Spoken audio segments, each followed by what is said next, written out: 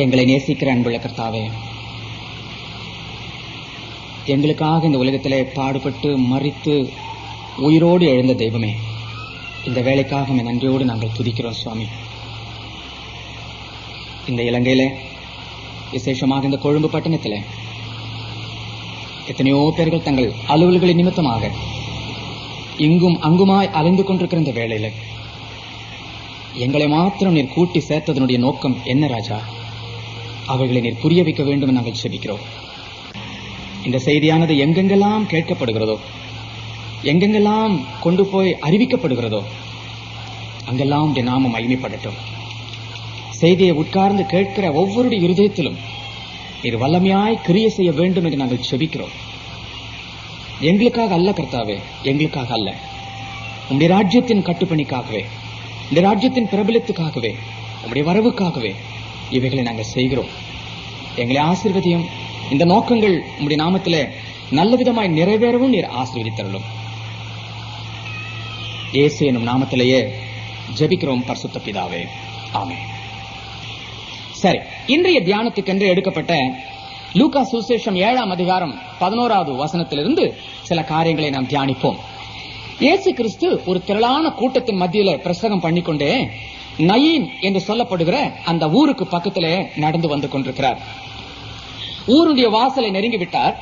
ஊருக்குள்ள இருந்து ஒரு பெரிய கூட்டம் ஒன்று ஒரு பிணத்தை அடக்கம் செய்வதற்காக வந்து கொண்டிருக்கிறார்கள். இந்த ரெண்டு கூட்டமும் ஒன்றை ஒன்று சந்திக்க ஆரம்பிக்கிறது.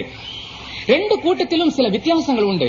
ஒரு கூட்டத்திலே செத்து போன ஒரு சவம், மற்றொரு கூட்டத்தில ஜீவிக்கிற தேவனாகிய இயேசு கிறிஸ்து.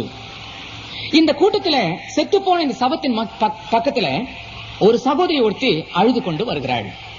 என்ன நடந்தது? அவளுக்கு வாழ்க்கையில மிகவும் சந்தோஷமாக ஜீவித்த அவள் புருஷனும் மனைவியுமாக சந்தோஷமாக வாழ்ந்து கொண்டிருந்தார்கள். அப்படி வாழ்ந்து கொண்டிருக்கிற நாளிலே ஒரு நாள் திடீரென்று சொல்லி புருஷன் இறந்து போனார். விதவியாய் போனாள். இனி நான் யாருக்காக வாழ வேண்டும்? புருஷன் மரித்ததுக்கு பிறகு அவளுடைய வாழ்க்கை எப்படியெல்லாம் துன்பத்துக்குள்ளே கடந்து வந்திருக்கும் என்று நமக்கு தெரியும். சொந்த வீட்டுக்குள்ளேயே அவளுக்கு சமாதானம் இல்லை, வெளியிலே சமாதானம் இல்லை, ஊராரெல்லாம் தவறான வார்த்தைகளினால பேசுகிறார்கள். இப்படிப்பட்ட பலவிதமான சூழ்நிலை அவளுடைய வாழ்க்கையில நிச்சயமாக உண்டாயிருக்கும். நான் செத்து போனால் போதும் என்று அப்படியெல்லாம் அவளுடைய உள்ளத்துல வெறுப்பு ஏற்பட்டிருக்கலாம். ஆனாலும் அவளுடைய வயிற்றில் வளர்கிற அந்த குழந்தையை அவள் யோசித்து, இந்த குழந்தைக்காகவாவது நான் வாழுவேன் என்று சொல்லி அவள் வாழ ஆரம்பித்திருக்கலாம். அந்த வயிற்றில் இருக்கிற குழந்தை வளர்ந்தது, வளர்ந்து குழந்தை பிரசவித்தது, பிரசவித்த குழந்தை வளர்ந்தது, வாலிபனானது. இவருடைய கற்பனை என்ன? என் பிள்ளையை நான் வளர்த்துவேன், படிக்க வைப்பேன், வாலிபன் ஆவான், அவனுக்கு ஒரு நல்ல வேலை கிடைக்கும், அதற்கு பிறகு என்னுடைய நிலைமை, என்னுடைய தார்திரியம் எல்லாமே மாறி போகும், ஊருக்குள்ள எனக்கு ஒரு நல்ல ஒரு பெருமை இருக்கும், என் மகன் மூலியமாக இழந்து போன எல்லா சந்தோஷத்தையும் திரும்ப எனக்கு கிடைக்கும் என்று சொல்லி அவள் கற்பனை கோட்டை கட்டியிருந்தாள். நடந்தது என்ன? வாலிபனாய் இருந்த அவனுடைய வாழ்க்கையில இதோ அவள் எதிர்பார்த்த சந்தோஷ நிலைமை வரப்போகிற அந்த சூழ்நிலையில திடீரென்று சொல்லி அந்த வாலிப பையனும் செத்து போய்விட்டான். எப்படி இருக்கும் அவளுடைய உள்ளமானது? நொறுக்கப்பட்டது, தூள் தூள் ஆன போலவே காணப்பட்ட அவளுடைய உள்ளத்துல இனி யாருக்காக நான் வாழ வேண்டும்? இதோ இன்னும் கொஞ்ச நேரத்தில் என்னுடைய மகனை கொண்டு போய் குழியிலே வைப்பார்கள். அதற்கு பிறகு நான் இந்த உலகத்தில் இருப்பதை விட சமாதானத்தை தேடி நான் செத்து போகிறேன் என்று சொல்லி அவள் யோசித்திருக்கலாம். அவளுடைய உள்ளத்தின் வேதனை சொல்ல முடியாத வேதனை. அவள் கண்ணீர் விட்டு கதறி அழுகிறாள். உண்மையிலேயே செத்து போனது அவளுடைய மகன் என்று சொல்ல முடியாது, அவளுடைய நம்பிக்கை செத்து போனது என்று சொல்லலாம். ஆமா, அவளுக்கு இருந்தது அந்த ஒரே ஒரு நம்பிக்கை தான். அந்த மகன் பேரில் அவன் முழுவதுமாய் நம்பிக்கை வைத்திருந்தாள். அந்த மகனும் இழந்து போனது, அவளுக்கு நம்பிக்கையே செத்து போனது போலதான் அவளுடைய வாழ்க்கையில. அவளுடைய உள்ளத்தின் வேதனையை யாராலுமே புரிந்து கொள்ள முடியவில்லை. அவளை சுற்றிலும் மிகப்பெரிய கூட்டம் இருந்தது. சொந்தக்காரர்கள் எல்லாம் என்றைக்கும் இல்லாமல் இன்னைக்கு எல்லாரும் வந்திருக்கிறார்கள். ஆனால் ஒருவராகிலும் அவளுடைய உள்ளத்தின் வேதனை புரிந்து கொள்ளவில்லை. அவளுக்கு சமாதானம் கொடுக்க யாராலுமே முடியவில்லை. இத்தனை கூட்டம் வந்தது எதற்காக? சீக்கிரம் கொண்டு போய் குழியில அந்த பையனை வைப்பதற்காக தான். ஆனால் அவளுடைய உள்ளத்தின் வேதனையை யாராலுமே தீர்க்க முடியவில்லை. இப்படிப்பட்ட ஒரு சூழ்நிலையில வேதனைப்பட்டு துடியாய் துடித்துக் கொண்டிருக்கிற அவளுடைய உள்ளத்தின் வேதனைகளை இயேசு கவனித்தார். இயேசு கவனித்தார். உள்ளங்களை ஆராய்ந்து அறிகிற கர்த்தர். இந்த உலகத்திலே யார் யார் என்னென்ன வேதனைப்படுகிறார்கள், யார் யார் எங்கெங்கு எங்கிருந்து கண்ணீர் வடிக்கிறார்கள் என்பதை திட்டவட்டமாக அறிகிற தேவன், திட்டவட்டமாக அறிகிறவன். சில சொல்லலாம், கடவுளுக்கு கண் இருக்குதாயா, நான் படுகிற இந்த வேதனையை அவர் இன்னும் பார்த்துட்டு தான் இருக்கிறாரா? நான் எத்தனை மாசமா நான் ஜெபிச்சேன், கர்த்தர் ஏன் அந்த காரியத்தை நடத்தி தரக்கூடாது? அவர் என்ன பார்க்கிறாரா? அவர் என்ன அறிகிறாரா? என்னுடைய வேதனைகள் அவர் புரிந்திருக்குதா? எத்தனை பேர் அப்படி சொல்றோம் தெரியுமா? சில சமயத்துல விரக்தியோடு கூட கர்த்தரோடு கூட உள்ள அந்த உறவையை துண்டித்துக் கொள்கிறாங்க. என்ன ஜெபம் பண்ணி என்னங்க பிரயோஜனம்? என்ன பைபிள் வாசி என்ன பிரயோஜனம்? நானும் மணிக்கணக்கா ஜெபிச்சேன், நானும் பைபிள் எடுத்து எத்தனை இடத்துக்கு சுவிசேஷம் அறிவிச்சேன். ஆனா போராட்டத்துக்கு மேல போராட்டம், வெறுப்புக்கு மேல வெறுப்பு என்னுடைய உள்ளத்துக்குள்ளே தொடர்ந்து வர ஆரம்பித்தது. இனி நான் யாருக்காக நான் ஜீவிக்கணும்? இப்படிப்பட்ட வெறுப்பு ஏற்பட்டு அநேகம் பேர் தேவனோடு உள்ள அந்த ஐக்கியத்தையே விட்டு விடுகிறாங்க. இனிமே நான் ஜெபம் பண்ண மாட்டேன், இனிமே பைபிள் வாசிக்க மாட்டேன், இனிமே நான் கோயிலுக்கே போக மாட்டேன். அப்படிப்பட்ட வெறுப்போடு கூட எத்தனை பேர்கள் வாழ்கிறாங்க தெரியுமா? இன்றைக்கு ராத்திரி அருமையானவர்களே, இந்த கூட்டத்தின் முதல் நாளிலேயே கர்த்தருடைய ஆவியானவர் உனக்கு சொல்லுகிற காரியம் என்ன தெரியுமா? உன்னுடைய கண்ணீர்கள் எண்ணப்பட்டு வைத்திருக்கிறது. சங்கீதக்காரன் சொல்றான், கண்ணீர் துளிகள் எல்லாம் ஒரு துருத்தியில வார்த்து வைக்கப்பட்டிருக்கிறது, எண்ணி வார்த்து வைக்கப்பட்டிருக்கிறது. தெரியுமா உங்களுக்கு? எவ்வளவு நாள் நீங்க கண்ணீர் விட்டீங்க? எத்தனை துளி கண்ணீர் விட்டீங்க? யார் யாருக்கு நீங்க அழுதீங்க? உன் பிள்ளைக்காக அழுதியா? உன்னுடைய மகளுக்காக நீ அழுதியா? உன்னுடைய மகனுக்காக அழுதியா? அது ஒரு நாள் வீண் போகல. கர்த்தருடைய சமூகத்துல அது எண்ணி வைக்கப்பட்டிருக்கிறது. அதற்கு ஒரு பலன் ஒரு நாள் கிடைக்கும். நிச்சயமாக அதுக்கு ஒரு பலன் கிடைக்கும். உன் கண்ணீரை கர்த்தர் பார்க்கவில்லை நினைக்காதே. உன் வேதனைகளை கர்த்தர் பார்க்கவில்லை, யாருமே புரிஞ்சு கொள்ளவில்லை நினைக்காதே. சில சமயத்துல சொல்லுவாங்க, என் வேதனையை புருஷனே புரிஞ்சுக்க மாட்டேன்றான், என்னுடைய உள்ளத்தினுடைய எண்ணங்களை என்னுடைய மனைவியை புரிஞ்சுக்க மாட்டேன்றான், பெத்த பிள்ளைங்களை என்ன புரிஞ்சுக்க மாட்டேன்றாங்க. ஆமா, இந்த உலகத்துல யாராலுமே உன்னை புரிஞ்சு கொள்ள முடியாது. ஆனால் கர்த்தர் புரிந்து வைத்திருக்கிறார். கர்த்தர் உள்ளங்களை ஆராய்ந்து அறிகிறவர். சங்கீதக்காரன் சொல்றான், தூரத்திலிருந்தே நீர் என்னை ஆராய்ந்து அறிகிறீர். அவர் கிட்ட வரணும்னு அவசியம் இல்ல. தூரத்திலிருந்தே யார் யார் என்னென்ன வேதனைப்படுறாங்க, யார் யாருடைய குடும்பத்துல என்னென்ன பிரச்சனை, எல்லாம் அவருக்கு தூரத்திலிருந்தே அவருக்கு தெரியும். அது மாத்திரமல்ல, அவர் சமீபத்திலும் வந்து அதை கவனிக்கிற தேவனா இருக்கிறார். 145 சங்கீதம் 13 சொல்லுது, தம்மை நோக்கி கூப்பிடுகிற யாவருக்கும், உண்மையாய் தம்மை நோக்கி கூப்பிடுகிற யாவருக்கும் கர்த்தர் சமீபஸ்தராய் இருக்கிறார் என்று எழுதப்பட்டிருக்கிறது. ஆமா, அவர் உன் பக்கத்தில் இருக்கிறார். உன் கண்ணீர்களை அவர் கவனிக்கிறார், உன் வேதனைகளை அவர் கவனிக்கிறார். இந்த சகோதரனுடைய உள்ளத்தின் வேதனையை அவர் அறிந்து வைத்திருக்கிறார். இத்தனை பேர் கூடியிருந்தும் கூட அவருடைய வேதனையை யாராலுமே தீர்க்க முடியாது. நான் போனால்தான் அவருடைய வேதனையை தீர்க்க முடியும். இதோ அவர் கடந்து வருகிறார். இந்த நிகழ்ச்சியை, இயேசு நாயின் பட்டணத்துக்குள் வந்த நிகழ்ச்சியை சிலர் என்ன சொல்றாங்க, இது ஒரு ஆக்சிடென்டா நடந்த ஒரு விஷயம், தற்செயலா நடந்ததுங்க. அவர் அந்த பக்கம் வந்தாரா, இந்த கூட்டம் அந்த பக்கம் போச்சா, ரெண்டு பேரும் ஒருத்தருக்கு ஒருத்தர் சந்திக்கும் போது உடனே அவர் ஒரு அற்புதம் செய்யறதுக்கு அவர் ஆசைப்பட்டார். இது ஒரு அசந்தர்ப்பமாக, ஒரு எதிர்பாராத ஒரு விதத்துல நடந்த ஒரு சம்பவம் என்று சொல்றாங்க. ஆனா ஆண்டவராகிய இயேசு கிறிஸ்துவினுடைய காரியங்களில எதுவுமே எதிர்பாராமல், திட்டமில்லாமல் எதுவுமே ஒரு நாளும் நடப்பதில்லை. ஒரு இடத்துக்கு அவர் போகிறதா இருந்தா திட்டமிட்டு போவார். ஒரு இடத்துக்கு அவர் போகாமல் இருப்பார் என்றால் அதற்கும் ஒரு நோக்கம் உண்டு. யோவான் எழுதின சுவிசேஷம் 11 அதிகாரத்துல பெத்தானியா வீட்டுக்குள்ள ஒரு பிரச்சனை. அந்த வீட்டை அவர் கர்த்தர் மிகவும் அதிகமாக நேசித்தார். அவர்களுக்கு வேற யாருமே கிடையாது, 2 சகோதரிகள், ஒரு சகோதரன், அவ்வளவுதான். அப்படிப்பட்ட ஒரு வீட்டுக்குள்ள துணைக்கு இருந்த அந்த சகோதரனும் வியாதி படுக்கையில ஆகிவிட்டான். சகோதரிகள் வேலைக்காரஇடத்துல சொல்லி அனுப்புறார்கள் இயேசுவின் இடத்துல, நீர் நேசிக்கிற லாசரு வியாதியா இருக்கிறான் என்று சொல்லி அனுப்பிச்சாங்க. இதை கேள்விப்பட்ட போது, யோவான் எழுதின சுவிசேஷம் 11 அதிகாரம் 4 இப்படி சொல்லுது, இதை கேள்விப்பட்ட போது இயேசு பின்னையும் 2 நாள் அங்கேயே தங்கினார். ஐயா, ஒரு செய்தி நம்ம நோக்கி வரும்போது அந்த செய்தியை கேள்விப்பட்ட உடனே நம்ம என்ன செய்வோம்? உடனே பஸ்ல ஏறி போவோம், லீவ் போட்டுட்டு போவோம், கார்லயாவது, டாக்ஸிலயாவது, விமானத்திலயாவது சாகரத்துக்கு முன்னாடி நம்ம போய் சேர்ந்துடலாம் என்று சொல்லி எவ்வளவு ஒரு ஆவல் இருக்கும் இல்லையா? செய்தி சொல்லப்பட்ட போதும் கூட, இதை அவர் கேட்டும் கூட 2 நாள் அங்கேயே தங்கினதுடைய நோக்கம் என்ன? எதற்காக அவர் 2 நாள் அங்கு தாமதித்து வைத்தார்? அன்பு இல்லாமலா? நிச்சயமாக அன்பு உண்டு. ஊரே சாட்சி சொல்லுகிறது.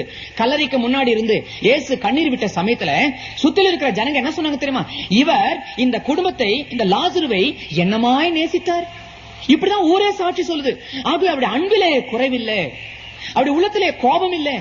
அந்த குடும்பத்தை மிகவும் நேசித்தவர், அந்த குடும்பத்துடைய எல்லா காரியத்திலும் பங்கு கொள்ள அவர் ஆசைப்பட்டவர். யூதேயா தேசத்தின் கடந்து போகிற சமயத்துல அந்த ஊருக்கு அவர் கடந்து வந்தால் இந்த பெத்தானியா வீட்டுக்கு போகாமல் அவர் எங்குமே போக மாட்டார். அத்தனை அருமையாய் நேசிக்கிற ஒரு குடும்பம் இது. அந்த குடும்பத்துக்குள் ஒரு பிரச்சனை, ஆண்டவர் மௌனமாய் இருக்கிறார். அன்பில்லாமல் அல்ல, இது அன்பில்லாமல் அல்ல.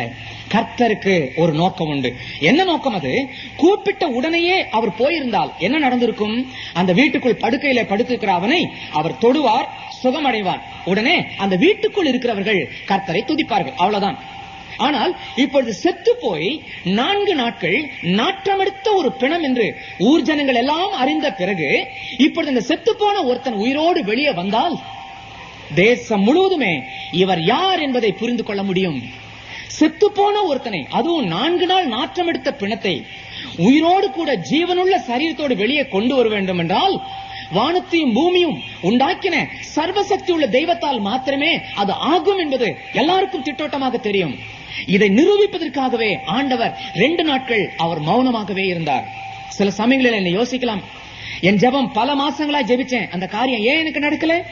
அவர் தாமதிக்கிறது உன்னை வெறுத்ததினால் அல்ல, ஆனால் அதற்கு உள்ளே ஏதோ ஒரு நோக்கம் இருக்கிறது, யாரையோ சரிப்படுத்துவதற்காக. ஆம் அருமையானவர்களே, தேசத்தில் நடக்கிற குழப்பங்களும் பிரச்சனைகளும் என்ன காரணம்? கர்த்தருடைய விசுவாசிகள் அங்க இருக்கிறாங்க. பிரச்சனைகள் நின்று வரும்போது விசுவாசிகளும் அந்த பிரச்சனைகளுக்குள்ளே உட்படுகிறார்கள். இது என்ன நியாயம்? இது ஆனால் கர்த்தருடைய கிரியானது தேவ ரகசியம் புரிந்தது. அதனுடைய ரகசியத்தை மக்கள் புரிந்து கொள்ள முடியாது. கிருபையானது எல்லாருக்கும் பொதுவானது.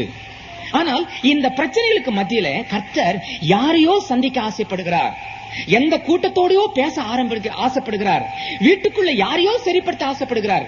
நீ யோக்கியமானவன், நீ ரட்சிக்கப்பட்டவன், நீ மனம் திரும்பின ஒரு நல்ல ஒரு மனுஷன் அல்லது மனுஷி.